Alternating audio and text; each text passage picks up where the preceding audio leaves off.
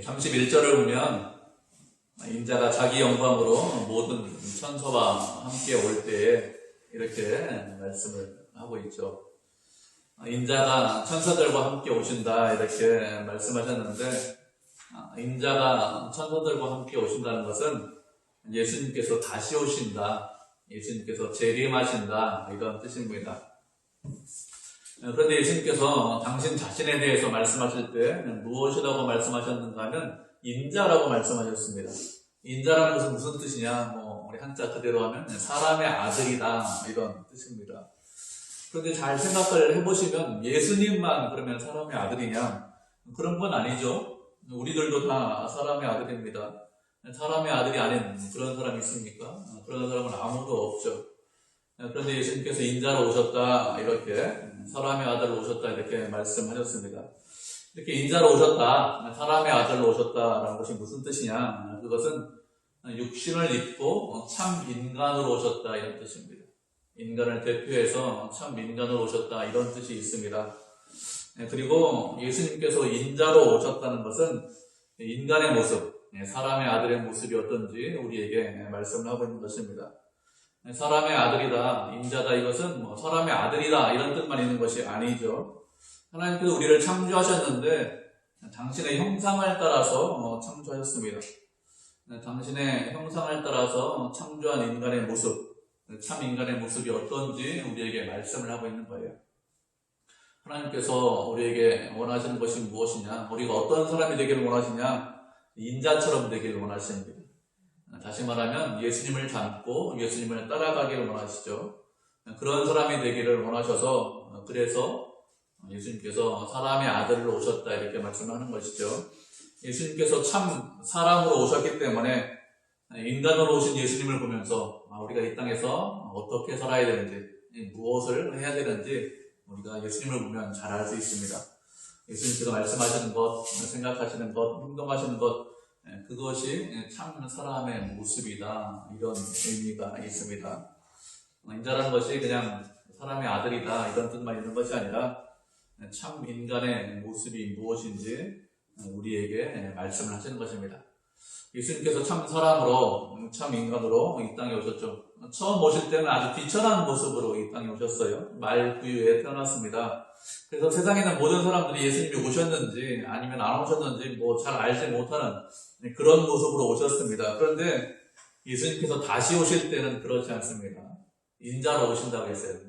여전히 참 인간으로, 참 하나님으로 이 땅에 오시는데 천사들과 함께 오시고 영광 가운데 오시고 영광의 보좌에 앉으시고, 그리고 그 주변에 천사들이 있을 것입니다.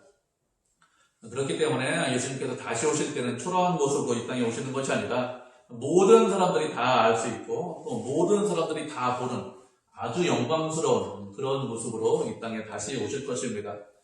그리고 세상에 있는 모든 민족들, 모든 사람들을 주님 앞에 모으고, 그리고 예수님께서 그들을 구분하실 거예요. 목자가 양과 염소를 구분하듯이, 이것은 양, 이것은 염소 이렇게 구분하듯이 세상에 있는 모든 사람들을 모으고 양과 염소로 구분합니다. 그래서 양은 오른쪽에, 염소는 왼쪽에 둘 것입니다.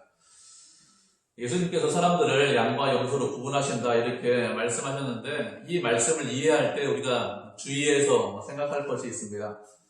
예수님께서 이 땅에 오셔서 세상에 있는 사람들을 심판하시면, 그래, 그때 믿는 사람들하고 믿지 않는 사람들을 이렇게 구분하시지, 그렇게 구분하셔서 믿지 않는 사람들을 심판하실 거야, 믿는 사람들을 낙원에 보내실 거야, 천국에 보내실 거야, 이렇게 이 말씀을 이해합니다. 그런데 이 말씀은 그런 말씀이 아닙니다. 믿는 사람들과 믿지 않는 사람들을 구분한다 이렇게 말씀하시는 것이 아닙니다. 이 말씀은 예수님께서 믿지 않는 사람들을 들으라 이렇게 말씀하신 것이 아니라 믿는 우리들에게 들으라고 말씀하시는 것입니다. 이 말씀은 누구에게 말씀하시는 것이냐? 교회에 다니는, 교회에 출석하는 우리에게 말씀을 하시는 것인데, 왜 그런가 하면 이 비유를 보면은 양으로 분류된 사람이나 염소로 분류된 사람이나 모두 다 예수님에게 무엇이라고 하죠? 주님이라고. 양쪽에 있는 모든 사람들이 주님, 저희가 언제 그런 일을 했습니까? 이렇게 말을 하면서 예수님을 모두 다 주님으로 이해를 하고 있습니다. 그렇기 때문에 이 비유는 믿지 않는 사람들에게 말씀하시는 비유가 아닙니다. 믿는 우리들에게 말씀하시는 교회에 다니고 있는 우리에게 말씀을 하시는 것인데, 우리 중에 어떤 사람은 양으로, 어떤 사람은 이 염소로 나뉘겠죠. 열 처녀 비유에서도 우리가 살펴보았습니다. 열 처녀 중에서 5명의 처녀는 슬기로운 처녀고, 또 5명의 처녀는 어리석은 처녀라고 했습니다. 이전에 예수님께서 알곡과 가라지 비유를 말씀하실 때도 알곡과 가라지가 세상 끝까지 간다 이렇게 말씀하셨습니다. 그렇기 때문에 이 비유의 말씀은 우리에게 말씀하신 것이다 이렇게 생각을 하셔야 되고, 또 예수님께서 하나님 나라에 관해서 비유로 말씀하시는데 그 모든 비유 말씀이 믿는 사람들에게 비유로 말씀하신 것입니다. 세상 사람들에게 말씀하신 것이 아니라 믿는 우리에게 말씀하신 것이기 때문에 이 비유를 들을 때, 이 비유를 읽고 이해하실 때, 이 말씀을 나에게 지금 하신다 이렇게 들으셔야 됩니다. 그래야 하나님의 말씀을 정확하게 듣는 거예요. 예수님께서 사람들을 두 부류로 나누셨습니다. 오른쪽에는 양, 왼쪽에는 염소 이렇게 두 부류로 나누셨습니다. 그리고 오른쪽에 있는 양들에게 말씀하시기를 34절을 보니까 내 아버지께 복받을 자들이여 나와 창세로부터 너희를 위해서 예비한 그 나라를 상속받으라고 합니다. 오른쪽에 있는 양들에게 말씀하시기를 복받을 자들이라고 했습니다. 왜 복받을 자들이라 이렇게 말씀하셨는가 하면 그들을 위해서 예비된 나라가 있는데 그 나라를 상속받을 수 있기 때문에 그래서 복을 받을 자들이다 이렇게 말씀하셨습니다. 예수님은 창세 전부터 우리를 위해서 당신의 나라, 하나님의 나라, 천국을 준비하셨습니다. 창세로부터 준비했다 이렇게 말씀하셨는데 이 창세 전부터 준비하셨다 이런 뜻입니다. 이 세상을 창조하기 전에 우리를 선택하셨어요. 하나님의 백성으로. 그리고 이 하나님의 나라를 이미 천국을 예비해 주셨습니다. 하나님께서 창세 전에 우리를 위해서 예비한 나라, 하나님의 나라가 있는데 그 나라가 얼마나 영광스러운 나라일까요? 얼마나 아름다운 나라고 그 영광이 얼마나 클까요? 예수님께서 우리를 예비하신 그 나라의 영광이 얼마나 큰지 우리가 말씀을 한 구절 찾아보도록 하겠습니다. 고린도후서 12장 1절로 4절 말씀입니다. 고린도후서 12장 1절로 4절입니다.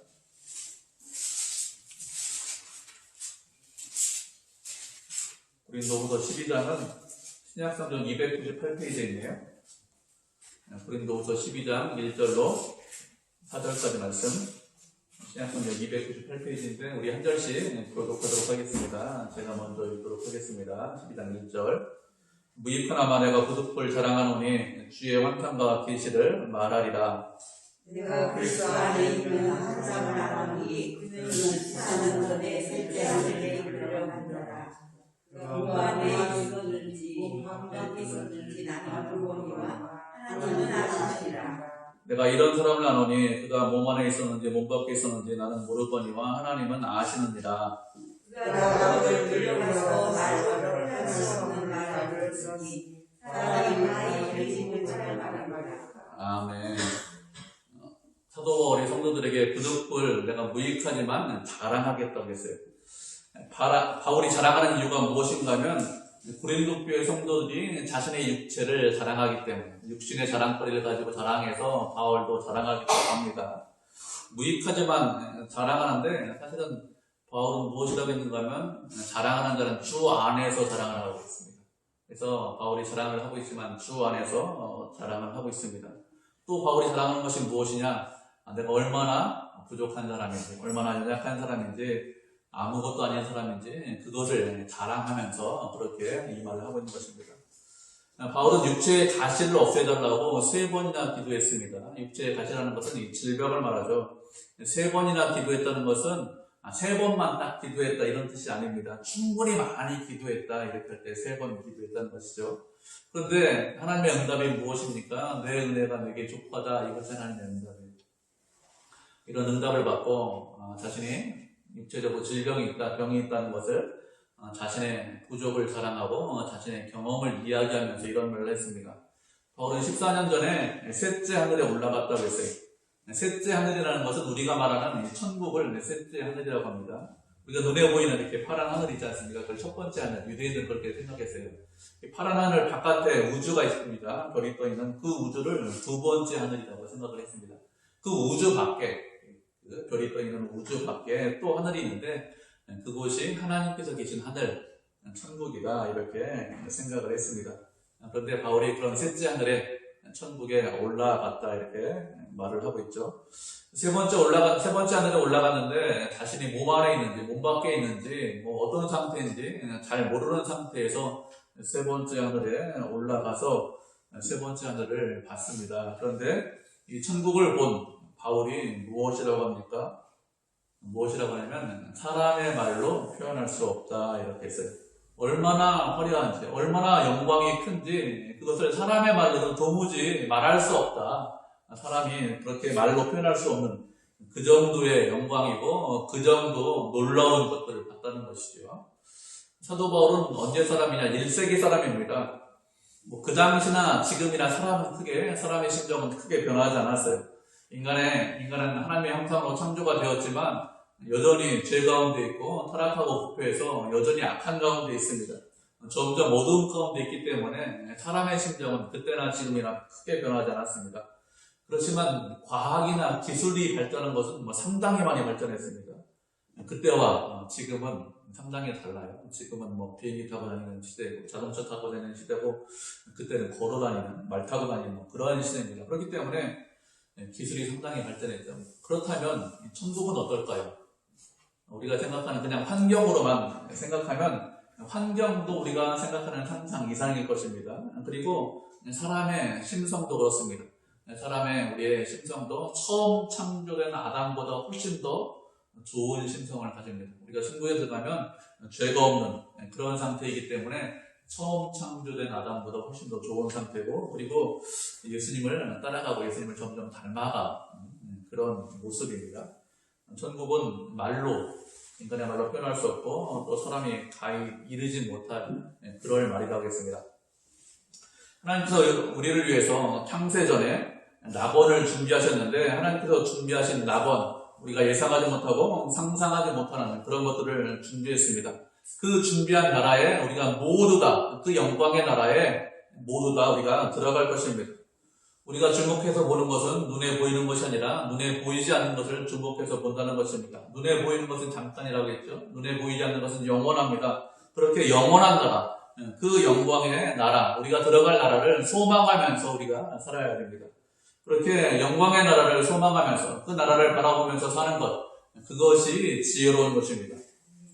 이 땅이 전부가 아니에요. 우리가 사는 이 세상이 전부가 아닙니다. 우리를 위해서 하나님께서 예비하신 그 영광의 나라가 있는데 우리에게 말씀하시는 것이 그 나라의 백성으로 살아라. 그 나라의 백성답게 살라. 이렇게 말씀하셨습니다. 그 나라를 우리가 어떻게 한다고요? 상속받는다. 그래서 우리들이 복받는 자다. 이렇게 말씀하셨습니다. 우리가 상속받을 나라, 그 영광의 나라를 하나님께서 우리를 위해서 준비하고 예비하고 계십니다. 그렇게 준비하고 계시는데 예수님께서 보좌 우편에 있는 양들에게 말씀하시기를 내가 줄일 때 너희들은 먹을 것을 주었고 내가 목마를 때 물을 마실 것을 주었고 나그네 되었을 때 영접하였고 병이 들었을 때 병문안에 왔고 옥에 갇혔을 때 나를 돌아보아 주었다 이렇게 말씀하셨습니다. 어떤 사람이 양으로 분류돼서 주님 우편에 있을 수 있고 주님의 나라, 하나님의 나라를 상속받을 수 있습니까? 주님이 줄이면 배고프면 목이 마르면 어렵고 힘들면 그 주님을 돌아보고 그 주님과 함께하는 사람, 그 사람이 주님의 오른편에 있을 수 있습니다. 그러면 어떻게 주님을 돌아보고 어떻게 주님을 돌볼 수 있을까요? 주님 지금 어디에 계십니까? 우리와 함께 계시고 하나님 보좌 우편에 육신을 입고 계십니다. 영으로는 우리와 함께 계시죠. 그렇기 때문에 실제로 주님을 돌볼 수가 없어요. 하나님 보좌 우편에 계시는데 어떻게 배고픈데 먹을 것을 갖다 드리고 어떻게 목이 마른데 어떻게 마실 물을 드릴 수 있겠습니까? 그렇게 하지 못하죠. 그런데도 예수님께서 말씀하시기를 당신이 어려울 때 힘이 들 때 그때 예수님을 돌봤다 이렇게 말씀하셨습니다. 그러면 어떻게 하는 것이 예수님을 돌보는 것일까요? 주님이 무엇이라고 말씀하셨습니까? 내 형제 중에서 지극히 작은 자 하나에게 이런 일을 하면 그러면 그것이 주님을 돌보는 것이다 이렇게 말씀하셨습니다. 이것은 다른 말로 하면 무슨 뜻이죠? 예수님께서 누구와 함께 하신다는 것입니까?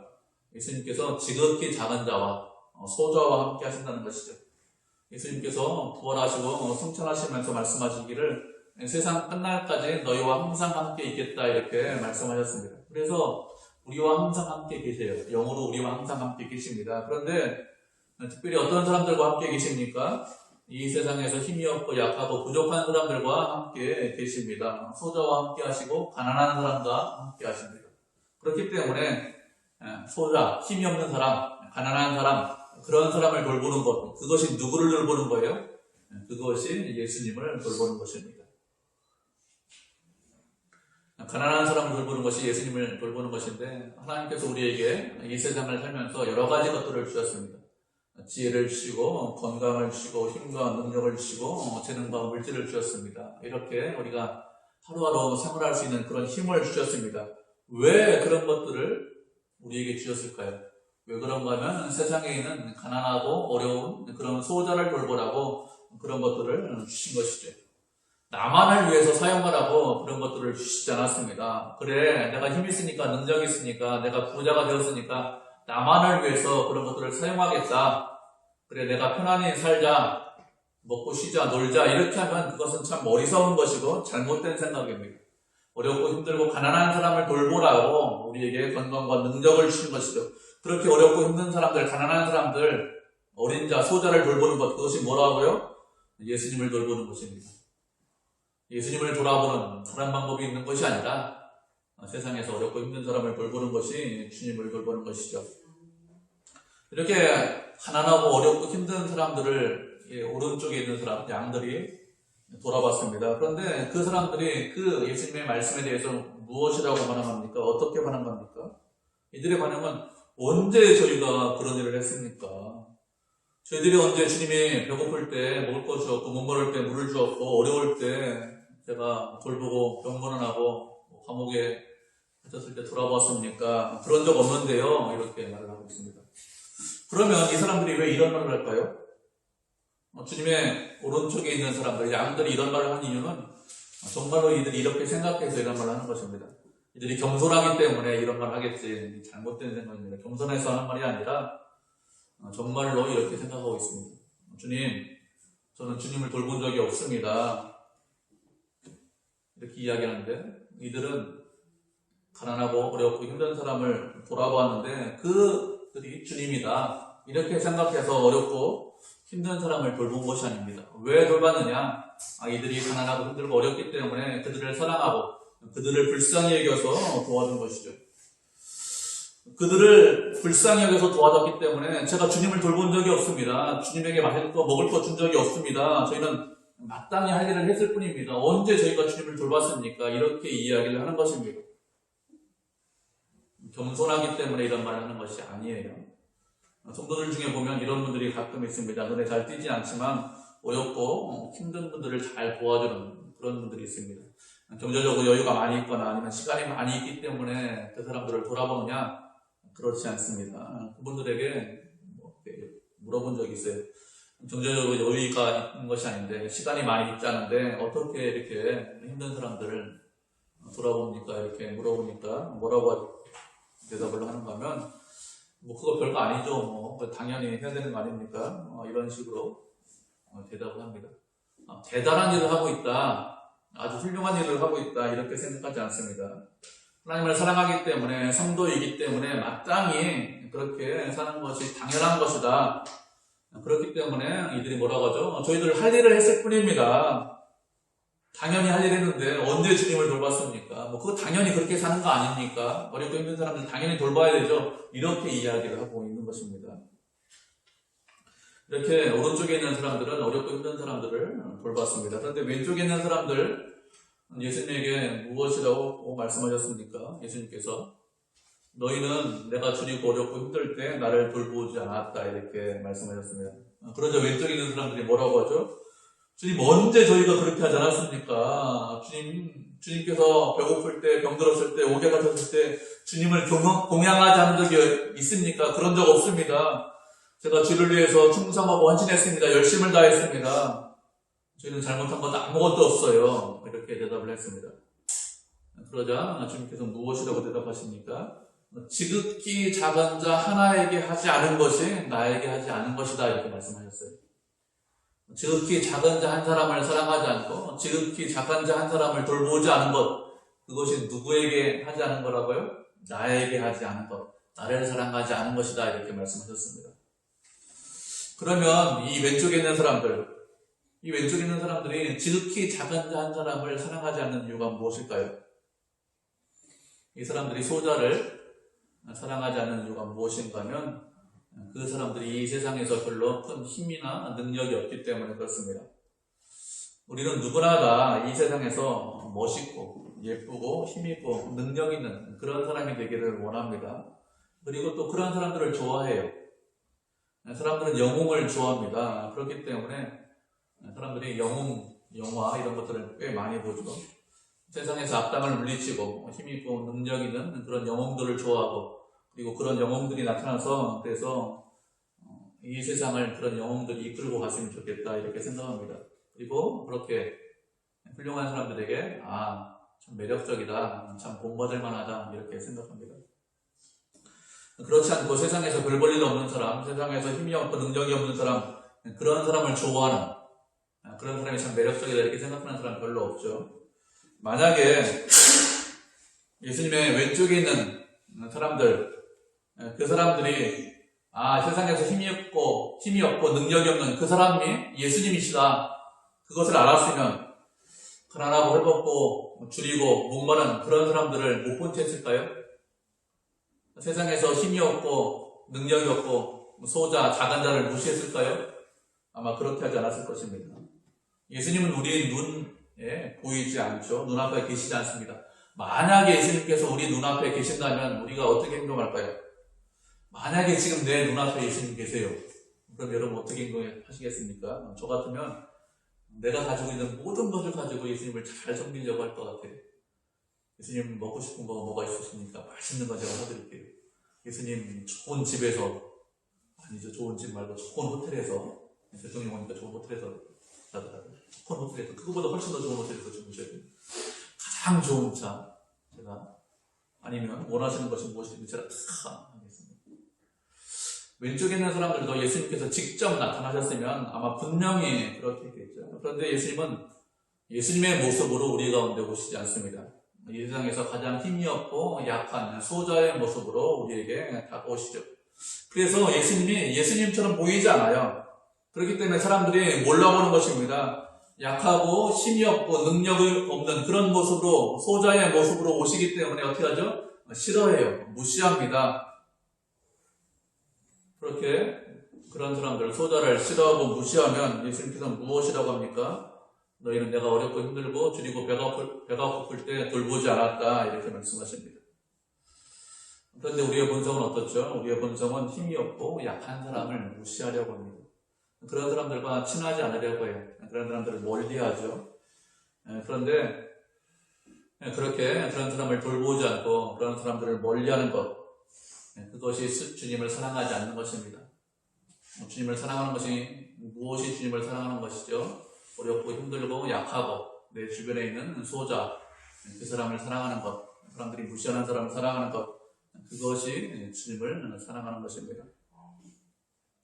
이런 말씀을 드리면 우리가 그렇지 선행을 해야 구원받는다 이렇게 생각을 할 수 있습니다. 그런데 그렇지 않아요. 선행으로 구원받을 수 있는 사람은 아무도 없습니다.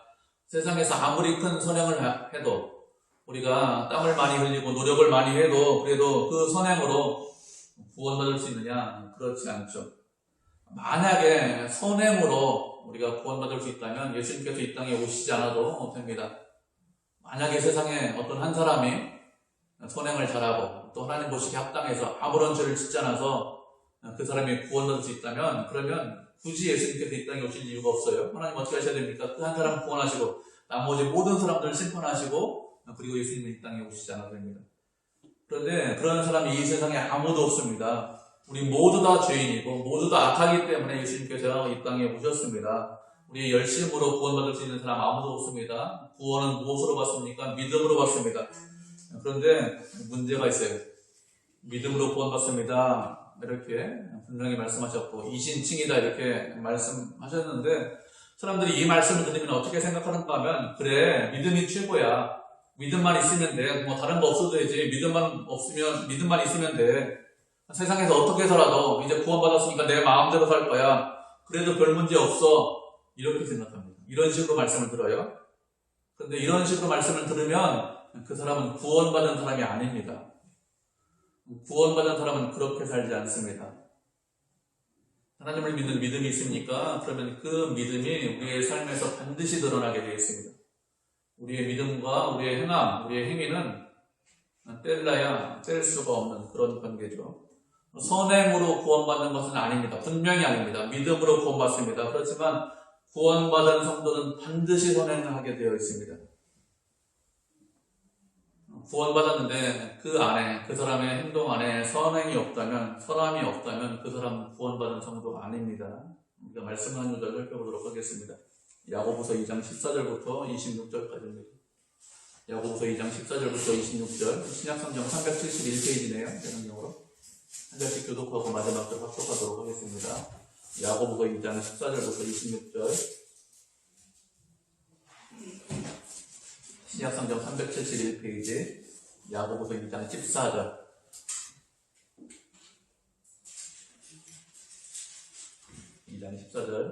찾으셨죠? 제가 먼저 읽도록 하겠습니다. 그리고 마지막 절 합독하도록 하겠습니다. 내 형제들아, 만일 사람이 믿음이 있노라 하고 행함이 없으면 무슨 유익이 있으리요? 그 믿음이 능히 자기를 구원하겠느냐? 너희 중에 누구든지 그에게 이르되 평안히 가라, 덥게 하라, 배부르게 하라 하며 그 몸에 쓸 것을 주지 아니하면 무슨 유익이 있으리요?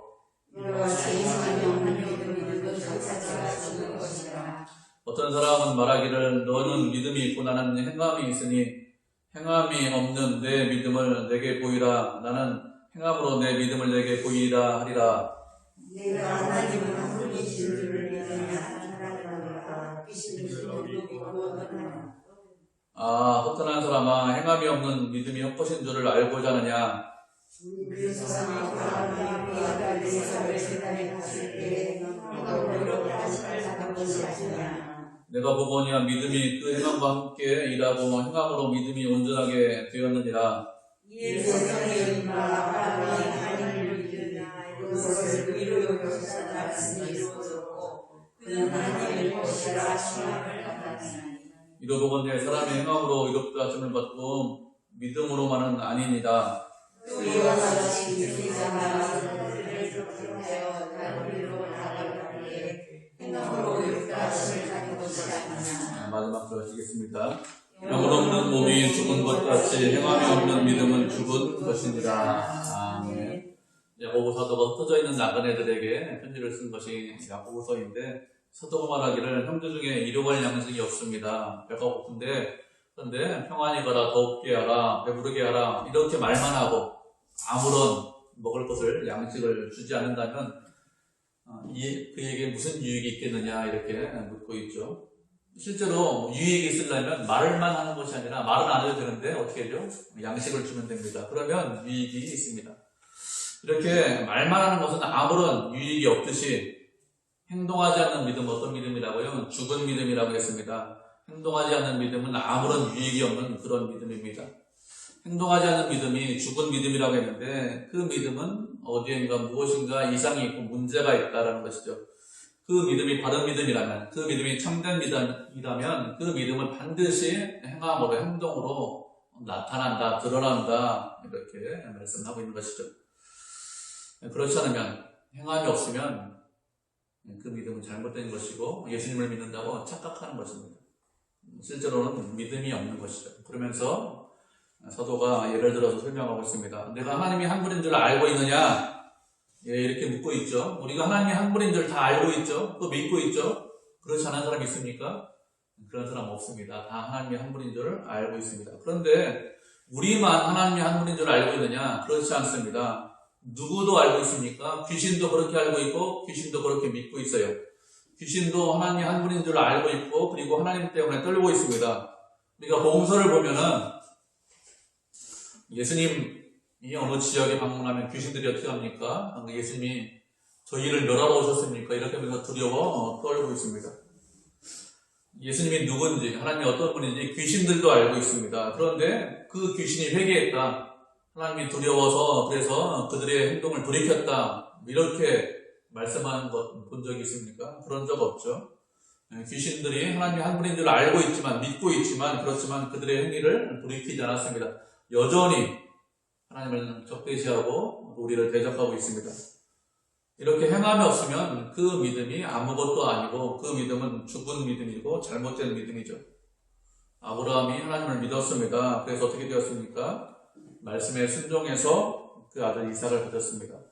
번제로 드려라 이렇게 말씀하자 하나님의 말씀에 순종해서 번제로 드렸죠. 그래서 믿음의 조상이 되었습니다. 그리고 기생 나알이 어떻게 했습니까? 여리고에 온 정탐꾼을 살려주었어요. 그 당시에 있던 여리고 사람들은 아무도 그렇게 하지 않았습니다. 성문을 꼭 잡고 아무도 그렇게 하지 않았는데, 그런데 라합만 정탐꾼을 살려주었습니다. 왜 그렇게 했을까요? 하나님을 믿었기 때문에. 하나님을 믿고 의지하고 신뢰하면, 그러면 그것이 행함으로 행동으로 드러나게 되어 있습니다. 믿음이 있는데 행함으로 드러나지 않으면 그 믿음은 바른 믿음이 아니죠.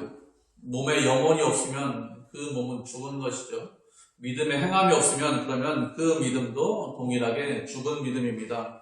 하나님을 믿습니다. 하나님을 사랑합니다. 고백하지만 아무런 행함도 없다. 그러면 그 사람은 죽은 거예요. 그 믿음은 죽을 것입니다. 우리가 행함으로 구원받는 것은 아닙니다. 분명히 무엇으로 구원받느냐? 믿음으로 구원받습니다. 행함으로 구원받을 수 있는 사람 아무도 없습니다. 예수님의 오른쪽에 있던 사람들, 그 사람들이 대단한 일을 했습니까? 그런 거 아니죠. 어디 가서 순교했다 이렇게 말씀하십니까? 그런 거 아니에요. 사도 바울처럼 이곳저곳 다니면서 선교사 하면서 복음 전했다 이렇게 말씀하셨습니까? 그런 것도 아닙니다. 내 주변에 있는 어렵고 힘든 사람들, 불쌍한 사람들, 그런 사람들을 도와주었습니다. 믿음이 있으면 그런 일을 반드시 하게 되어 있습니다. 사람들을 불쌍히 여기고 하나님께서 나에게 능력 주셨는데, 은혜 주셨는데 나만 위해서 사는 것이 아니지 이렇게 생각하고 그 사람들을 돌아보는 것, 그것이 믿음 있는 사람들의 삶이죠. 믿음 누가 주셨습니까? 하나님께서 우리에게 믿음 주셨어요. 그 믿음 안에 무엇이 있습니까? 그 믿음 안에 하나님을 사랑하는 것도 있고 형제를 사랑하는 것, 이웃을 불쌍히 여기는 것도 그 믿음 안에 다 있어요. 그렇기 때문에 믿음이 있으면 그러면 그 사람 안에 무엇이 따라 나옵니까? 행함이 반드시 따라 나옵니다. 그래 난 믿어 이렇게 하고서 끝나면 그건 믿음이 아니라니까요.